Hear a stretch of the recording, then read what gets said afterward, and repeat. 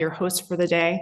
You all came here through, most of you came here through the Eros platform, which is a global community dedicated to exploring the power of Eros as a path to deeper connection, creativity, and personal growth.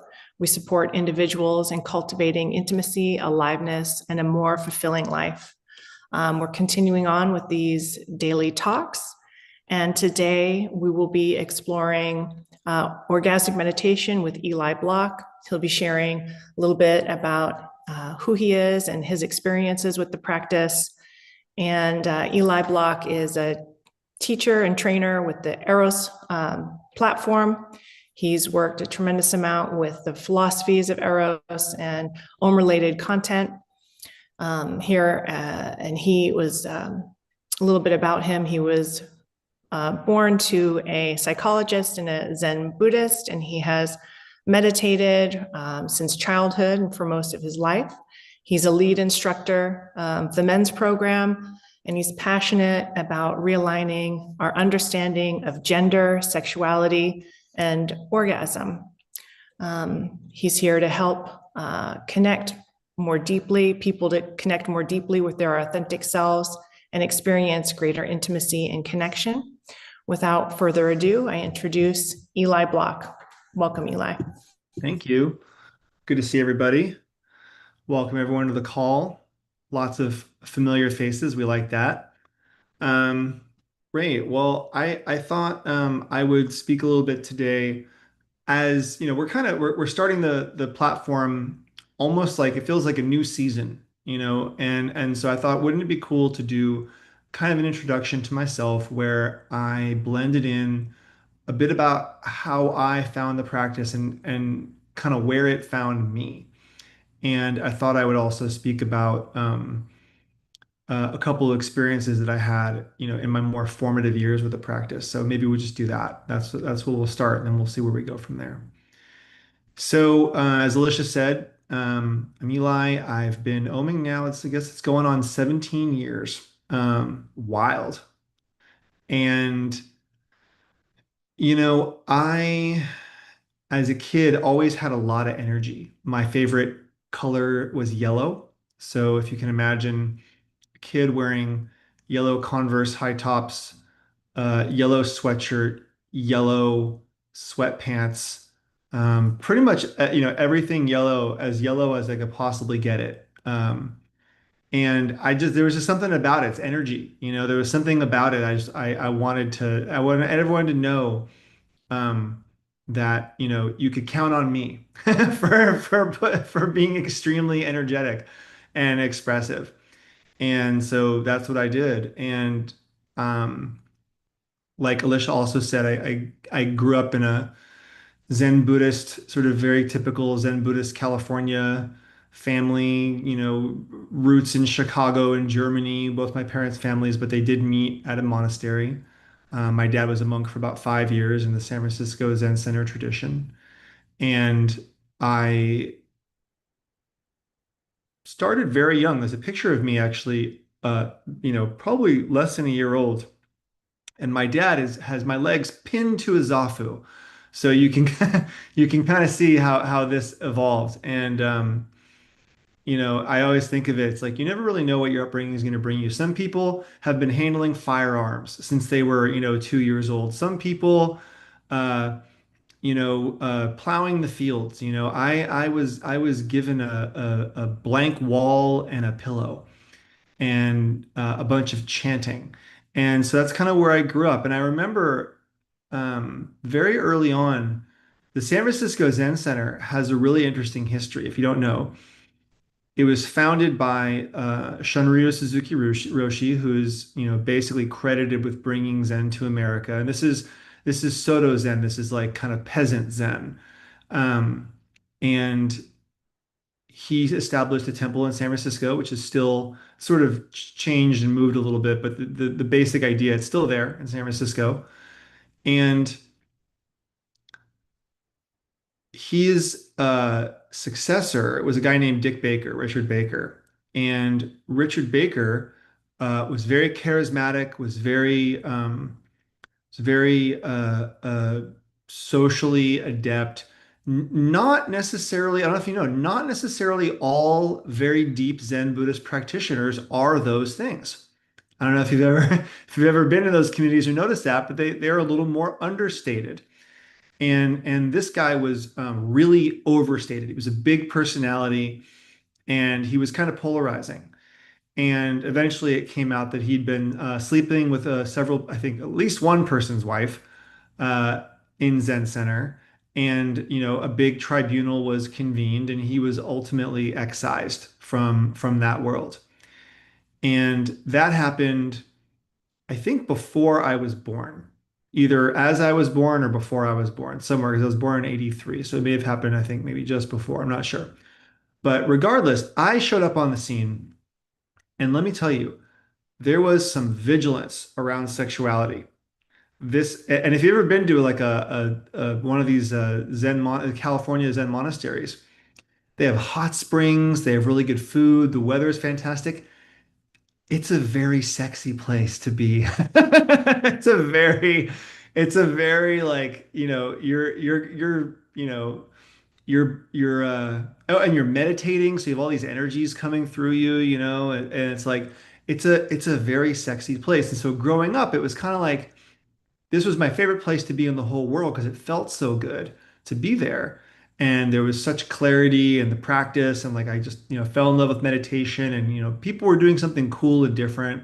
It's kind of like Star Trek, but on Earth a little bit. Everyone's wearing the robes and had a uniform and my dad was cool. I seemed to think my dad was a cool person. And so I was like, okay, this is like this, I got it here. Got some juice here. And it's beautiful. But the whole time it was sort of like, okay, we're gonna do this practice, and like, sort of at the end of every joke on some level was like, you don't want to end up like Dick Baker. It was sort of a moral of the story, which is, kind of like, yes, yes to all these things, and it's sort of he whose name shall not be mentioned was kind of the feeling, which was also kind of weird because there was this kind of feeling of um there was a vacuum is the best way I can describe it, is that being there as a kid, there was this feeling like something had left, and that there was sort of a there was that's the best I can describe it. There was a feeling like there used to be something, and I couldn't have told you this at the time, but I can tell you now that the Zen Center had many great leaders, but his absence was palpable. And I say this with I think what they say is like, hindsight is 2020. Spiritual hindsight especially is 2020. And you don't necessarily learn all your lessons as they're happening. Sometimes you see things in reverse and put the pieces together. And so I grew up in that, with that flavor mixed in with me, and went on to have, great childhood, nothing to complain about.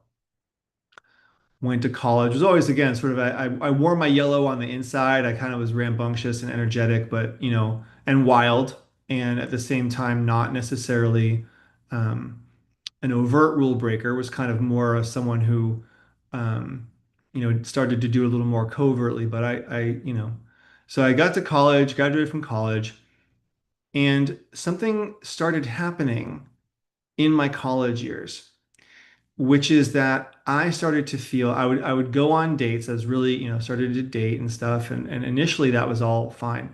And then at a certain point, I started having this experience where I would go on a date with a woman and things would be going well, I suppose. And we'd be sitting there, and suddenly it wouldn't necessarily just be one thought, but it would be sort of like all of a sudden I would notice that I hadn't really heard anything that she'd said for like the last, 10 seconds. And then that thought would sort of breed a thought that was like, oh, like, how am I doing? Do I feel okay? And then my attention would suddenly start scanning inside my own brain. And I would start to realize I don't feel very good right now. And I can't really collect my thoughts, and something's happening. And I don't know what it is. And then those thoughts would start to spin faster and faster and faster. And eventually I would sit there and feel quite ill. and unable to really pay attention. And I thought this was a panic attack. This is sort of what we ended up referring to it as, a panic attack. Because I'd have to excuse myself, run to the bathroom, and throw up. And this was a consistent experience that I had on dates. And meditation helped, and there, but only if I really did it religiously. And then it was kind of like, partially I got Xanax, so I could like nip it in the bud, as the psychiatrist said. That's their favorite phrase, nip it in the bud. So I got I got my pharmaceuticals to do that. Only issue was you don't just nip that in the bud, you nip everything in the bud. And it was a full-on nip. Let me tell you, it felt better, but I didn't really build a lot of confidence, doing that. But it was helpful. Not throwing up was nice. I'll say that. I'll say that. So time goes on, and in relationships, in sort of more intimate situations, I would find myself in, particularly with women, like I said, it started to become a game of how do I create the most sort of mitigated situation to avoid as much potential fallout as possible. And so what that would look like would be like, let's not go eat for a date. Let's go take a walk. Like I would start to try to, kind of carve the experience, into something which I thought that I could handle, which actually didn't really help that much, believe it or not. It turned out it wasn't the food. It would happen anyways, no matter what. And eventually I got to the point where I kind of just resigned myself. Like I'm gonna have anxiety about anxiety. And there's gonna be dread that is underlying each of these experiences. And like I don't know what to do. And I was working at Apple. I was a genius at a genius bar.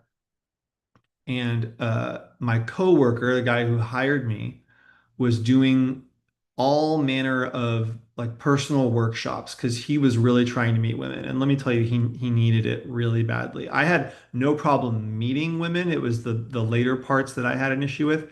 He was red all up and down the board.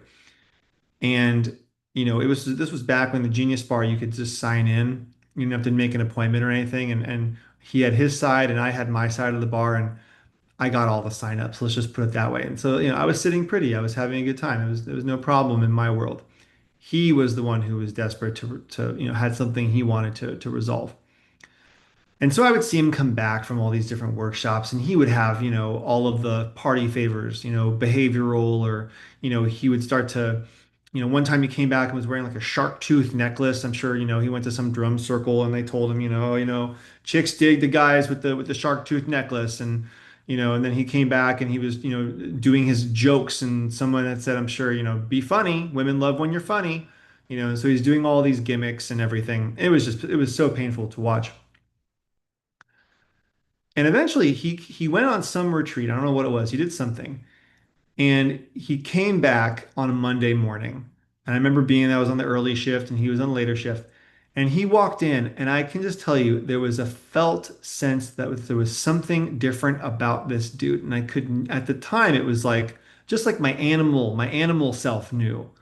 And I kind of tell the story a little dramatically, a sort of like a Tarantino movie where like the door opens and all you see is like the spurs on the guy's boots, the cowboy who walks in, and you don't see his face for like 5 minutes, he's just confident walking. It was a little like that. I'm not gonna lie, it was really a little bit like that. And and I was curious. I was naturally curious. What was going on here? Try to disregard it, try to blow it off, nah, it's not nothing, no big deal, keep going. But it got worse. He started, being more confident. He was started to become some real competition, and that was in my world. That was a problem. And eventually, I said, okay, we're gonna have to put the drill on here and see what's kicking. So we went out to lunch. And by the way, this is a guy who at lunchtime would order the double Whopper burger, barbecue, bacon, everything, and wash it down with like a big beer or like a super sugary iced tea. We went out to lunch because we'd been out to lunch many times before in the past.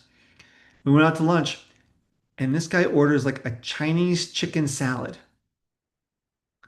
And I was like, what is happening? Right?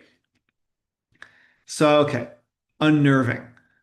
So we get straight up the conversation. I finally we cut to the chase. Okay, how was your weekend? What'd you do? He goes, oh, well, I did this workshop, but I can't really talk to you about it, because we worked together. And I was like, no, no, no, no, you got to tell me. I don't know. He goes, oh, it's kind of a weird meditation thing. And I was like, no, no, no, I'm the meditator. Remember, I do meditation. You can tell me what it is. He goes, all right, all right, all right. So swears me to secrecy. I did this practice. I learned this practice. I did it all weekend where I'm stroking a woman's genitals and I'm not getting anything in return, but it's totally lighting me up in a way that I've never been lit up before. And I remember looking at him, kind of just like, you got scammed. Like, who lied to you? Like what? Like, oh, this poor bastard, like it was kind of that feeling. Oh, this poor bastard. And it was like it was again another movie moment where I was sort of standing there looking at him and kind of like if it had been animated, I would have like run to the blackboard in the back of my mind, like a whiteboard or something, and like tried to make this equation work. Like this loser plus genital stroking equals some kind of joy. No, no, no, no, no, no. That can't be right. Okay, wipe that out. Okay, let's try it again. Let's do this. Okay. This loser, and in this blink of an eye, I did it like a million times, couldn't figure it out. And you know what we do when we can't figure something out in the blink of an eye? We dismiss it. So I suddenly, I was like, well, this is stupid. He's stupid. The whole thing's stupid. Well, curiosity killed the cat. And a few months later, I went to an event and, I couldn't understand a word people were saying. It was like, just like, it was like going to another country, sitting in this room. It was like an introductory event, for the orgasmic meditation practice. I couldn't understand a word. I left and my head was just like buzzing like a bell that had been hit. And I just said, okay, I don't think this is for me. Then, 2 years later, after a series of illuminating, terrible experiences with women, I decided I might not actually know what the hell I'm doing. And I might want to go back and see what that dude was doing after all. So I called him up. I was in a lot of pain. I called him up and I was like, all right, show me what you got. And I went back, same event, ostensibly, and suddenly it's like they were speaking my language. They were saying mindful sexuality. I said, hey, I know mindfulness. I know that. I can get down with that. Sexuality, that sounds good. So started going to those events. And the thing that struck me immediately being there, having been at the monastery since I was a kid, was I know what practitioners should feel like. I know what it feels like when someone has a deep well that they go into in within themselves and also into the numinous, into emptiness, into a part of themselves that requires like a steadiness and an attention and an openness and makes a practice out of it.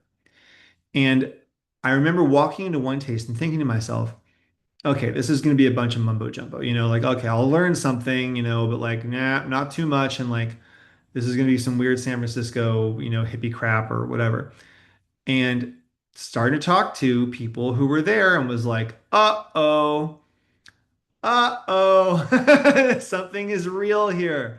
There's something real. There's something that like I know real wisdom when I hear it. And there's like literally within 10 minutes, I had learned something. I don't remember what it was, but like I was talking to someone and just the questions they were asking me, I was like, you are incredibly perceptive, and it was just obvious that they were dealing they were dealing with the substance that I did not have any kind of idea how to see or explore. I wouldn't have known it if it hit me in the face. In fact, I didn't know it when it hit me in the face. So this led to that. I started doing the practice. I remember, and this is so funny, this is such a classic Om versus sex moment where like because like sort of basic sexuality was frankly like, and this is kind of weird, like I was definitely interested in sex, but like I wasn't interested in like doing sex learning. I don't know how to express this, but like going to like a good vibes class or something, like learning about a dildo or like don't I could not I could you could never get me into that room. But something about like an actual practice like this was like, yes, right? But here's the thing. I didn't know about orgasmic meditation initially because at the time it was like orgasmic meditation was like an advanced class that One Taste was teaching. It wasn't like an introductory class, it was like an advanced class. And I mean, I think people talked about it, but it wasn't like, hey, come right in and learn. It was on the menu, but it was like it was sort of down the road a little bit. So I didn't really think about it very much, especially like orgasmic meditation. You're like, okay, that's later, later. I'm here for the games. I'm here for the communication games. Like, let's not do the orgasmic meditation yet, okay? So I remember there was a woman that I met who ended up becoming one of my best friends in the whole world. And there was a guy who was there. I'm not going to name names, but there was a guy who was there who they were, she was, I guess, really interested in him and he wasn't that interested in her. There was always something going on.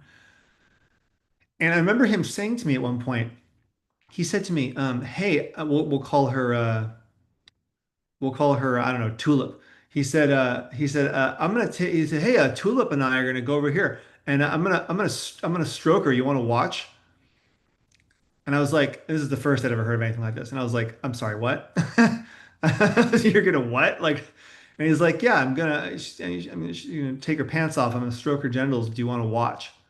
And I was like, no, I don't. I don't. But have fun. I guess like I didn't know where to place that experience. And I'd say probably about a month later, I started hearing more about the OM practice and went to more events and people were talking about it. And I was like, oh, okay, I'm starting to get what this is. And someone asked, sort of a lot, there's a lot of, I'm trying to flip through a lot of content here, but basically, at the time, One Taste had a residential program, and I wanted to live in the residence, and I wanted to see what it was like because the people there were intriguing, and they knew something that I did not, and there was some kind of like direct experience that they were having in community living that I wanted to experience.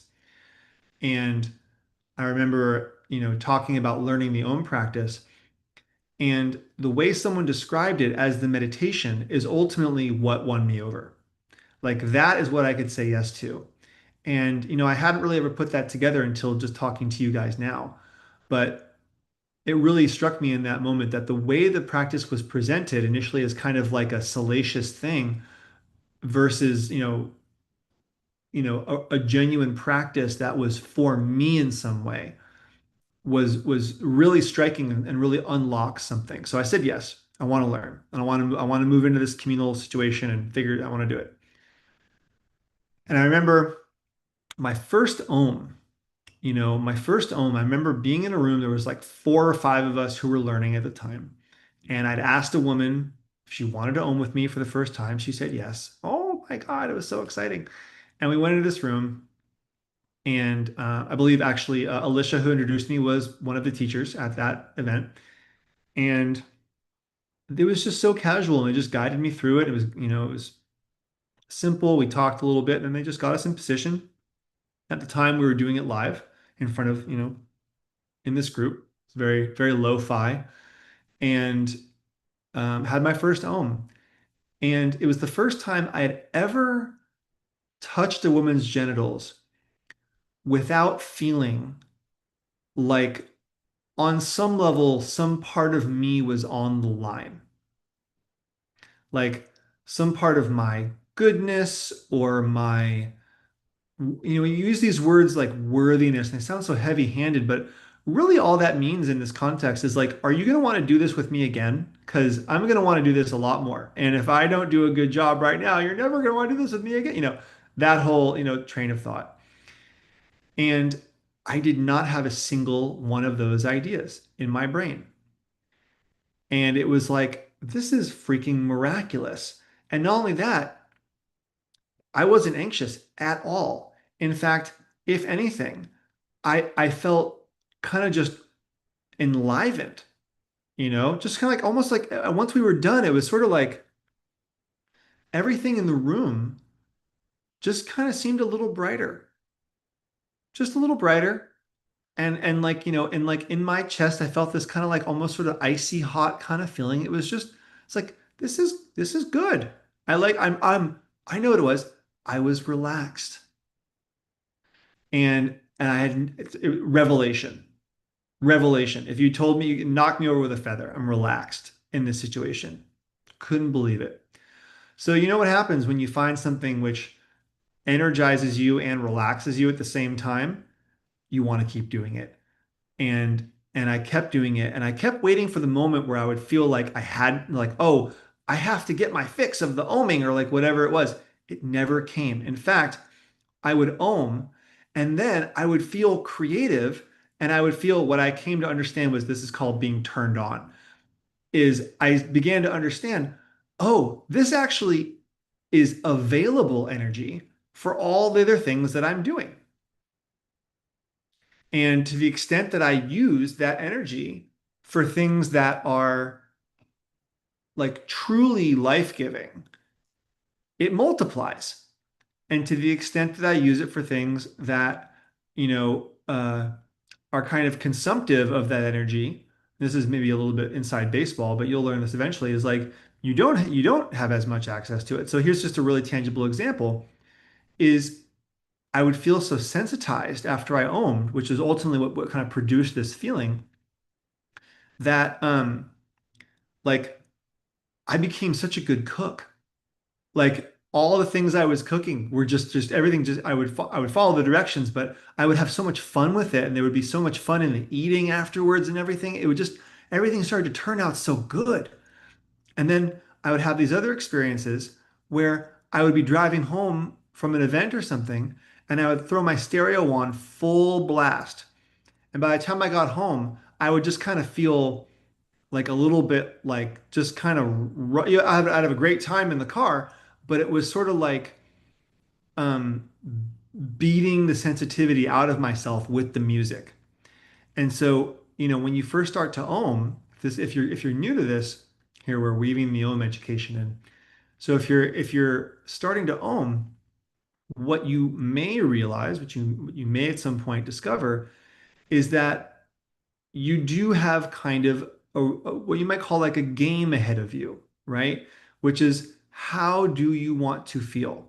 And not in kind of uh, a good or a bad sense, but at least I started to notice far more what effects the things in my life were having.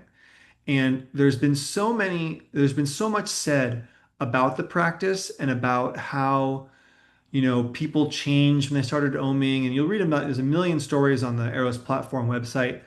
But my belief, having watched, trained thousands of people at this point, 17 years of this, is that the main reorientation comes from that sort of re-enlivening, resensitizing experience where suddenly you just can't get away with doing things that don't feel true to you anymore because there's a reason that they don't feel true is because they aren't. And so, another example is when I learned to ohm, I used to go see a lot of live music. I love live music. And I bought, my favorite band would do a thing at the Fillmore 5 nights in a row. I'd buy all 5 nights of tickets because I just wanted to hear it all. When I started oming, they did a run within like 5 months. And I was like, I'm doing the thing. And it occurred to me as I was buying the tickets, I was like, I don't know that this is still going to work. But I said, screw that voice. We're getting it. We're doing it. We're going for it. Screw it. And I bought all the tickets. That's what I did. And I remember on the third night, I was like, I'm cooked. There's no more of this to have. I'm full. I'm as full as I could be on this. And if I come back tomorrow, I'll feel like I'd overeaten. And it was like, it was alarming And it was like actually quite sad. Like in that moment, I was really like, oh no, like, oh no, this is good. This is sort of like, yay, awe, kind of at the same time is like, that's honest. That's honest. And that began to translate into relationships, into um, work, things I wanted to do for work, just the way I wanted to spend my time. It made me so much more aware of how I was living my life and the quality that I both wanted coming into it and going out of it. So that's kind of the first part. That's sort of that's your block A. And then I was going to tell you, people want to know. I don't tell this story very often, but people kind of want to know, like, what's available in the practice. And there are a couple different ways I go about answering this question. And oftentimes it has to do with how the person's asking it. Because it's not really, when I answer that question, it's not really about me. It's usually about what I'm wanting to offer somebody. But I wanted to kind of, you know, I wanted to give a little, peel the kimono back a little bit. And that is to say that these two things are simultaneously true. The first is that whatever it is that comes through the human body, psyche, experience, when I ohm, when one ohms, it's going to show up in whatever way it wants to be known by you. There's really no other way that can happen. And so for a lot of people, ohms, your own practice oftentimes starts out, just for example, really kind of hot and heavy. You get in there and you start stroking, and you're just like, wow, this is really off the charts. For some people, it's really slow and it's really soft and it's really quiet. And like maybe you don't feel much for months on both the stroker and strokee side. So it can happen either way. There's a classic kind of meditation experience that people talk about where it's like you're meditating and like you become one, you find yourself totally immersed in reality. And it's like, if you ever meditated, you know that those experiences are less common, generally speaking, than the ones where you're sitting there and you're kind of just like, thinking, okay, breathing again, attention on my breath. Oh, thinking again, right? And it's this loop. And Om is kind of similar, where it's like you're stroking and, oh, I had a thought, bring my attention back to the point of contact between finger and clitoris, leave it there for a little while, oh, another thought. And it's this very similar meditation.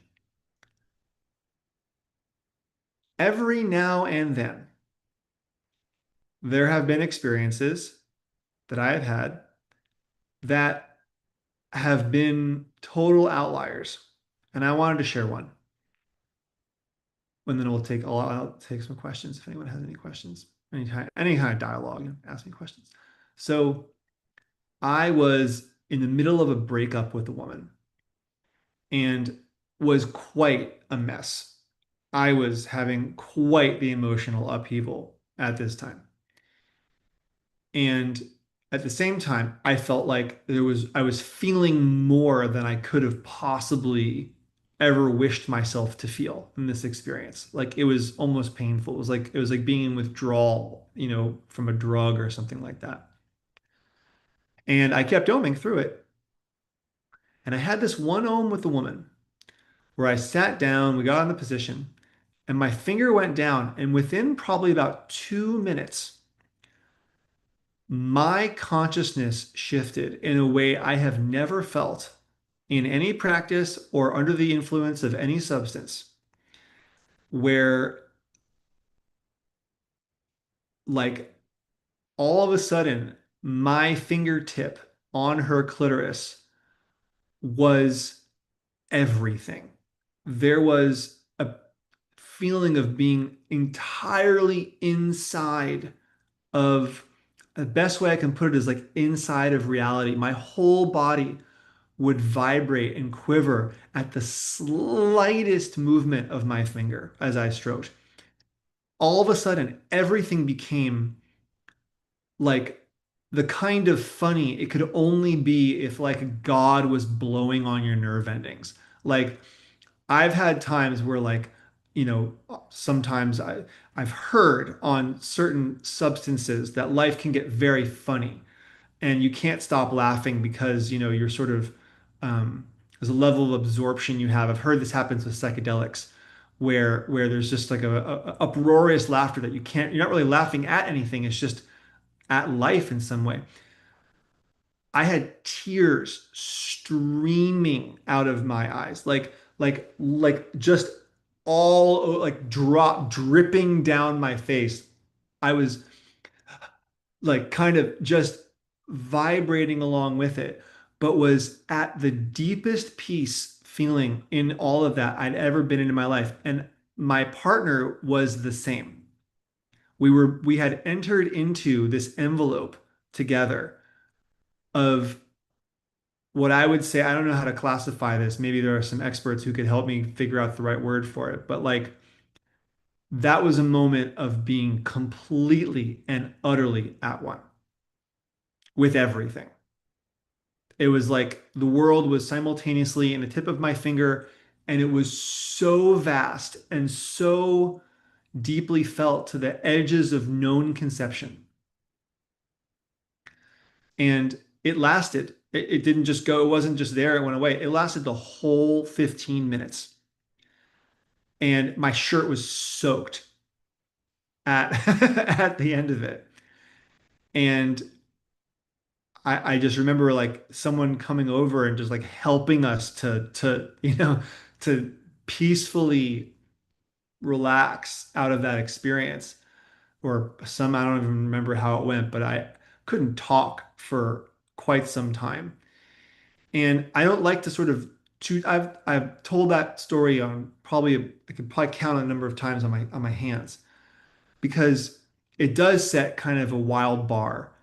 And at the same time, I want to always encourage people, but I think I may change my approach. I think I may change my approach because I'll figure out a sort of a more concise way to talk about it. But that experience is no more peak in a certain way than just the sort of wax on, wax off Om. And at the same time, it is on the spectrum of what is possible. And so if you are looking for something that helps you to touch that kind of, I don't know what you want to call it, have that kind of experience of reality, this thing is the real deal. Um, so there you go. That's my what was it, Eli's story 25.0. That we're telling today. So there you go. Hope you learned something about Om. We'll be doing this more over the next few months. We can take a couple questions. If there are any, if not, that's cool. Thanks so much, Eli. Yes, if anyone has question or comment, we definitely have a little more time for some dialogue and some questions. So please raise your hand if you've got one.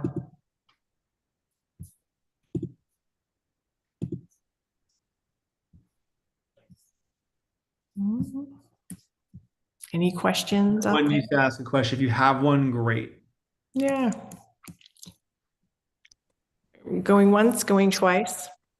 That's Matthias. Greetings, Eli. Yeah, thanks so much for sharing and kind of in a deeper way than in the first intro class. Yeah, I mean, there's a number of things kind of happening, and I guess I'd be also curious to hear, in addition to like the increased sensitivity. Um, like specifically, and I guess I'm asking this question for maybe both myself and also on behalf of, let's say, other guys. Yeah, in addition to the increased sensitivity, like what were some of the effects that you saw in regards to, you mentioned cooking, but let's say in regards to the effects of like your relationships in just in all the rest of your life and things like that, or any other kind of yeah, downstream effects, great. if you will. Yeah. Um, well, so here's an oldie but a goodie. They say men and women both have a teleprompter, and men's teleprompters are over their heads, and women's teleprompters are in their pants.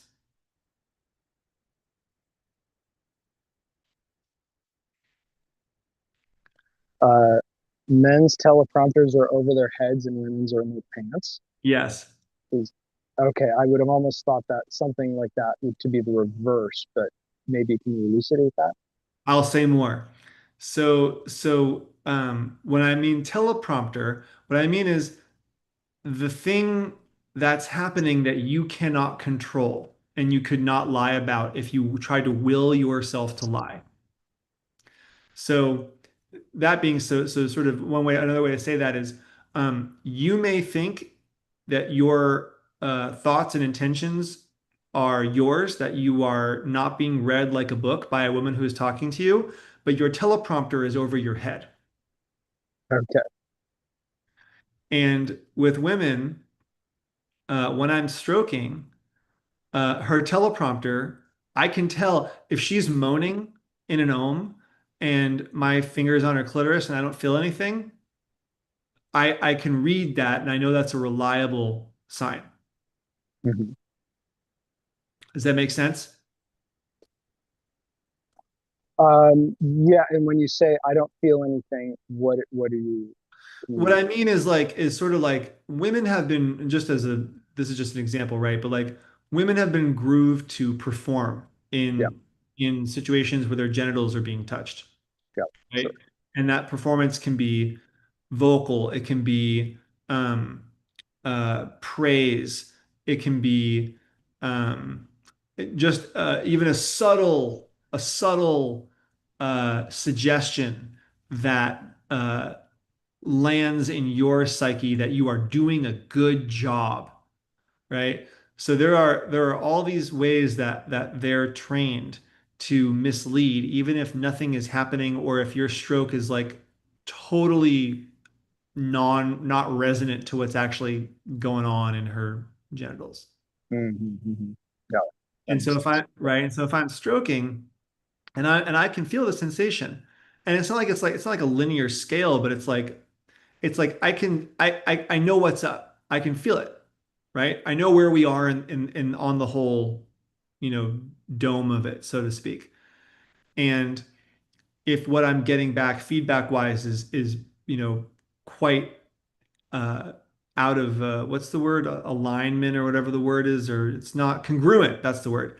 If it's Mhm. incongruent, then I've got myself a little mystery to solve. What's happening between point A and point B that I can be curious about, right?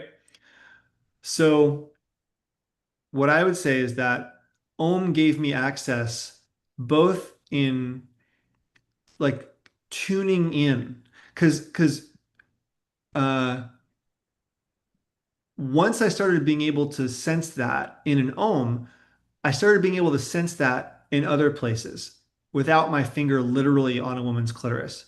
So, for example, I remember a time when I was having a conversation with a woman. I don't remember what we were talking about, but we were talking about something, and I turned away from the conversation, and I just suddenly had the realization I hurt her feelings. Uh, mm, And that's a realization I would have never had before, ever. mm, mm, Wouldn't have even occurred to me, right? Wouldn't have mattered nearly as much and wouldn't have occurred to me. Wouldn't even have mm, known how to process that really. mm, And so I just turned back around and I said, "Did I just hurt your feelings?" And she goes, "A little bit." And I was like, "Ah," right? But that's me reading a teleprompter, mm, mm, right? At the same time, you learn how to tell the truth or how to communicate with women in a way that I have not, frankly, seen taught anywhere else. mm, And I know this because I have not met someone who seems that they've been taught this. some people just have it naturally. Some people are really good at it naturally, but to be able to communicate in a way that um, is like both connected, fun, generative. I'm not going to do a good job explaining this, but like it made me a better communicator. It made them make sense to me, and it made me feel good to them. There you go. Mhm. Nice. Great Cool. question. Awesome. Thanks. Nancy, you have a question or comment? Yes, I loved what you were saying, Eli, about uh, I call it hindsight revelation. So you were saying how you can look back and see something. So um, I can relate to that, where I learned something um, about myself by looking back at it, and I can see now what I couldn't see then. So I'm curious for you. Because we know, so I've been OMing for 13 years, and so um, I can look back and see how OM was informing something about myself that it hadn't reached my conscious mind yet, but because of the practice, it was opening. So I'm wondering if there's something for you that when you look back, you were being informed from your uh, from the OM about yourself that you now have access to expressing in the world. Yeah, I mean, something that I you're talking about when I was oming, something that I'm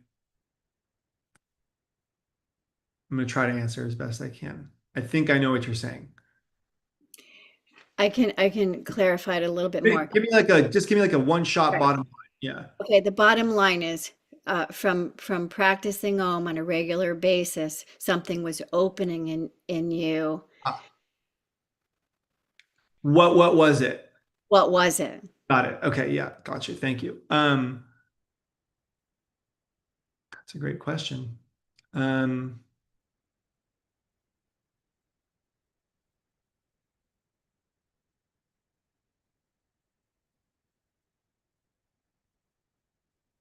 it's a great question.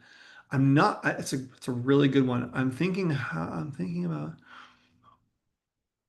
well, I'll tell you, I don't know if I have that one on my fingertips, but I'll tell you one, which is that I'll tell you something which I have hindsight around that Om taught me, which is taught me about women. In college, I had my girlfriend, just awesome human being, fantastic. And we were, in a relationship and everything. Um, she would do these things. I would get jealous in these certain situations, and I couldn't figure out why I was so jealous.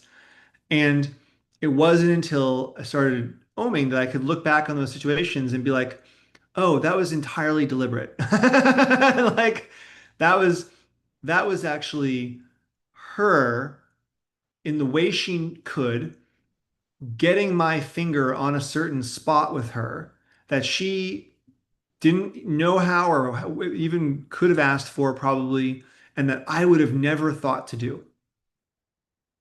And so it's like if your relationship is like a one big clitoris, it's like to start looking at like, oh, where am I being called? Where am I being provoked to or provoked from? Right?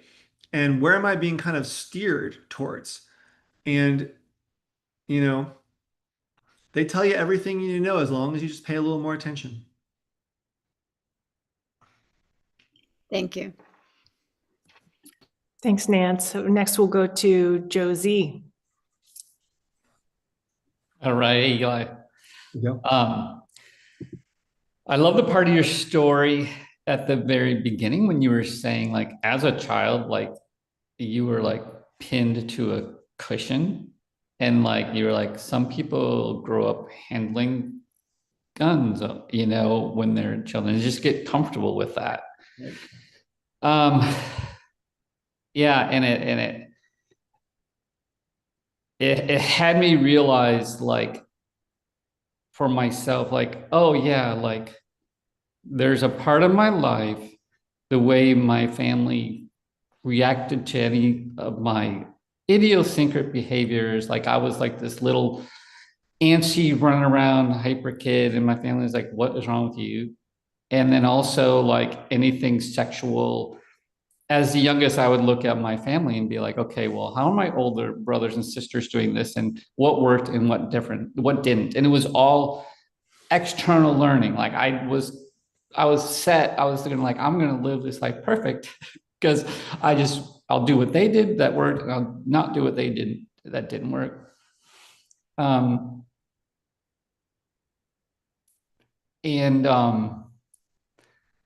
I guess I want like, so that was really cool that you shared that, because it realized, oh, I'm just coming from my own cushion, my own perspective. And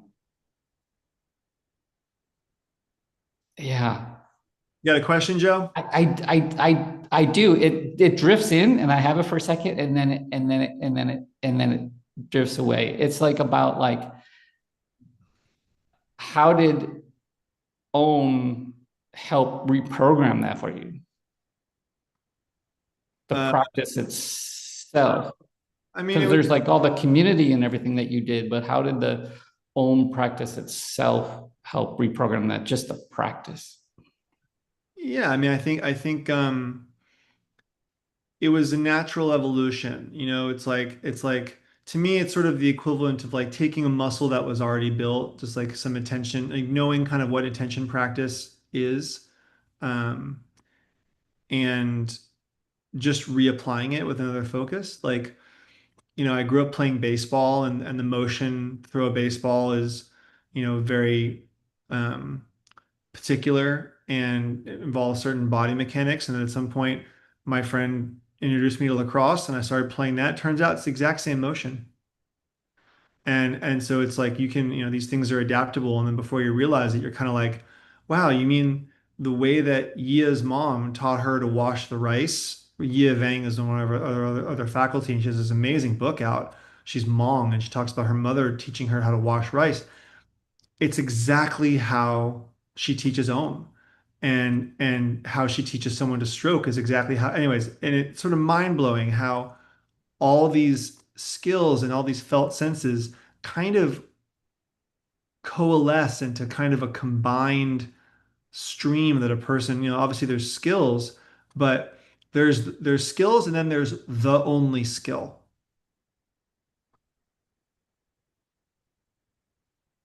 Uh-huh.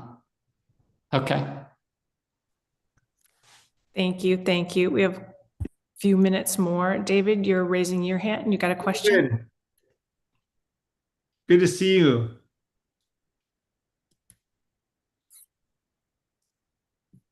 Unmute. Yep, there you go. Can you hear me now? Mhm. Yes. Yeah. Yeah. What happened to the big book of Eros that we worked on for some time? Oh, I think it's still around. I'm not sure exactly where it's at, but if we could certainly ask Courtney. Okay.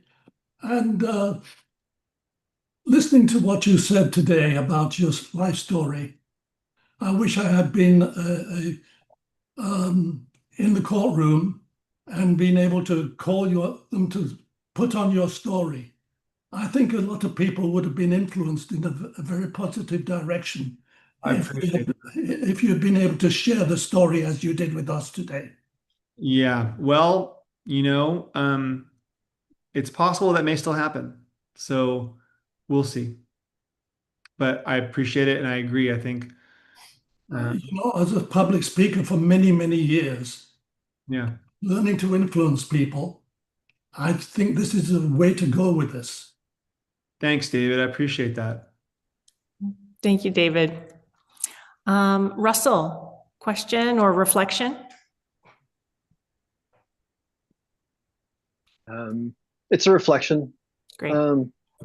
But there's a moment in your story where sort of in that you no longer wanted to throw up. I mean, it was like there was a place for you. That yeah, you could come back. That this was that everything was going to be okay. Is how I sort of read it in my own practice. At some point, if you have an OM with a stranger that you're never going to see because they're just traveling through, and it gives you, to me, it gives you the sense, and I'm just responding back from my experience of like, we're all going to be okay. And it's really hard to get that from just being at work or just ordering coffee. So Thanks, Russell. But once you know it, you can give it to somebody even if they don't understand where it's coming from. I'm picking up what you're putting down. Thank you. Yeah. Thank you, Russell. And we have time for one or two more reflections, and then we'll close the call for the day. Anyone else want to give a reflection?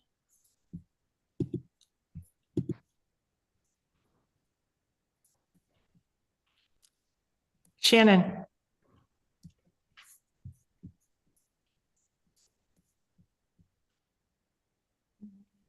There you go.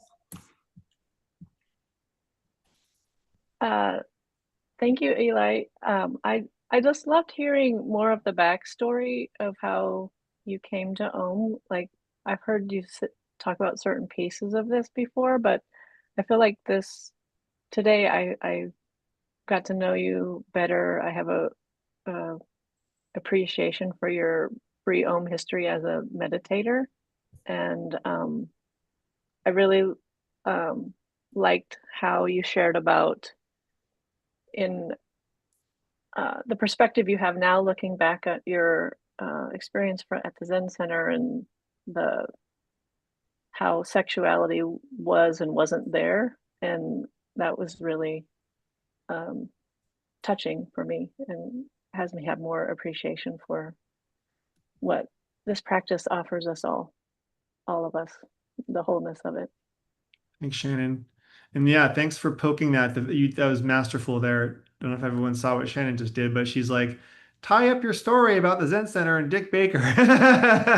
But because I meant to do that, and you just reminded me. So yeah, the moral of the story, right, on some level is like, there was something alive and well here that was sort of on the surface, and maybe we'll do some Zen Center after dark stories, because there are plenty. But I don't think you can actually keep that force down, even if you get rid of someone like Dick Baker. So there you go. All right. Nice. And then, oh, sorry about that. Okay, so we'll close it out with Becca, and then we'll close it out with Matthias. Matthias, I know you have a question in the chat. We'll save that one for next time. Becca. Becca. Reflection. Hi, Eli. Wow, it was just so rich hearing your whole path of how you got here. And there were so many places where I could really connect with that, even your story about going to the concerts and how your sensitivity of what is coming in, it got completely heightened in a way, that we're kind of this ability to discriminate what your desire really is, and it's not coming from a deeper place. And I also really got away. I mean, as you were speaking, I thought, this is how I have someone I'd love to share OMing with, and it just gave me a whole different way to talk about it. I came to it too as it was a meditate. Well, when I first learned it was a meditation, and I just want to thank you. Okay, I just want to thank you, because I do. There were so many places where I see connection, and I can also see the way of sharing it with the perspective that you offered today. And Thanks, Becca. Pleasure. Nice, thank you. Matthias, take us out. A sunny-clad Buddhist Zendo kid pinned to a cushion. content on the path of the right hand. When girls in intimacy arise, vomit not far behind. Tumescent tornado, then sighted spurs, a transformation and invitation. Then upon arrival, eyeing the horizon through the looking glass, here be practitioners. There then, committed to master, the only skill with mastery. Thank you. Thanks, Matthias. This is wonderful. Eli, thank you so much for sharing your story and talking about your experiences with Thanks to everyone who tuned in today. And Becca, to all of you, and then Becca, you have someone who's interested in learning the practice. Glad that you feel more empowered to talk about it. We do have our next What is Om class coming up July 19th. It's an online format. Just shared the link in the platform. It's a great course. If you know people that want to take it, or if you want to refresh, or if you're learning for the first time, sign up on the platform today. Thanks everybody for coming. We'll see you again soon.